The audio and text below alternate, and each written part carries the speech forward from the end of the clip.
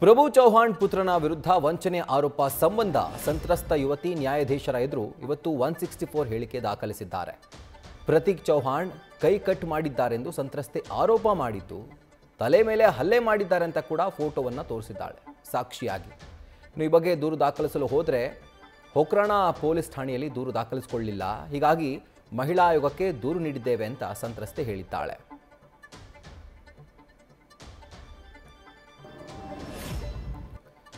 ಇನ್ನು ಸಾಲು ಆರೋಪವನ್ನ ಸಂತ್ರಸ್ತೆ ಮಾಜಿ ಸಚಿವ ಪ್ರಭು ಚೌಹಾಣ್ ಪುತ್ರ ಪ್ರತೀಕ್ ಚೌಹಾಣ್ ವಿರುದ್ಧ ಮಾಡ್ತಾರೆ. ಸೋಷಿಯಲ್ ಮೀಡಿಯಾದಲ್ಲಿ ನಾವಿಬ್ಬರು ಮೀಟ್ ಆದ್ವಿ, ಅಲ್ಲಿಂದ ಪ್ರೀತಿ ಆರಂಭ ಆಗಿತ್ತು.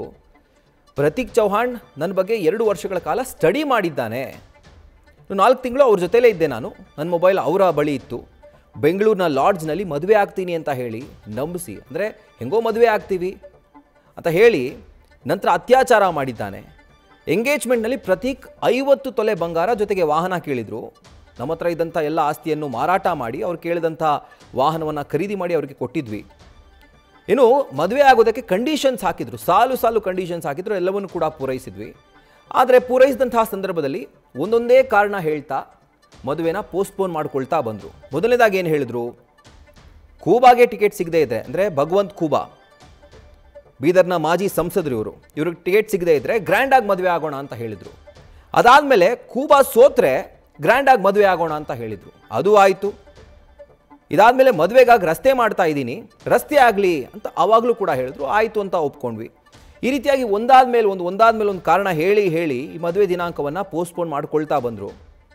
ಅವ್ರು ದೊಡ್ಡವರು, ನಾವು ಬಡವರು ಅಂತ ಹೇಳಿಬಿಟ್ಟು ನಾವು ಸುಮ್ಮನೆ ಇದ್ವಿ. ಸೊ ಇಷ್ಟೆಲ್ಲ ಆದರೂ ಕೂಡ ಮದುವೆ ಆಗದೆ ವಂಚನೆ ಮಾಡಿದ್ದಾನೆ, ಜೊತೆಗೆ ಅತ್ಯಾಚಾರ ಮಾಡಿದ್ದಾನೆ, ನಂಬಿಸಿ ಅತ್ಯಾಚಾರ ಮಾಡಿದ್ದಾನೆ ಅನ್ನುವಂಥ ಗಂಭೀರ ಆರೋಪವನ್ನು ಸಂತ್ರಸ್ತೆ ಮಾಡಿದರು. ಇನ್ನು ಸುದ್ದಿಗೋಷ್ಠಿ ನಡೆಸಿ ಈ ರೀತಿಯಾಗಿ ಸಾಲು ಆರೋಪವನ್ನು ಮಾಜಿ ಸಚಿವ ಪ್ರಭು ಚೌಹಾಣ್ ಪುತ್ರ ಪ್ರತೀಕ್ ಚೌಹಾಣ್ ವಿರುದ್ಧ ಈ ಸಂತ್ರಸ್ತ ಯುವತಿ ಮಾಡಿದ್ದಾಳೆ.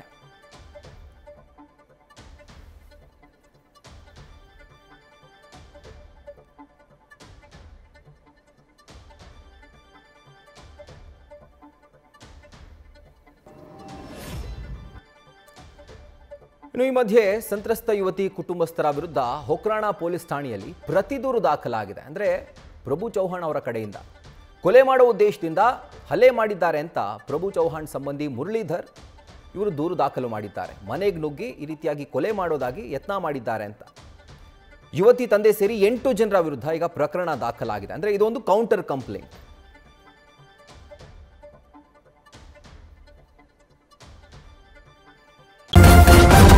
ನ್ಯೂಸ್ ಫಸ್ಟ್ ನಿರ್ಭೀತಿಯಿಂದ ನಿಮ್ಮ ಪರವಾಗಿ.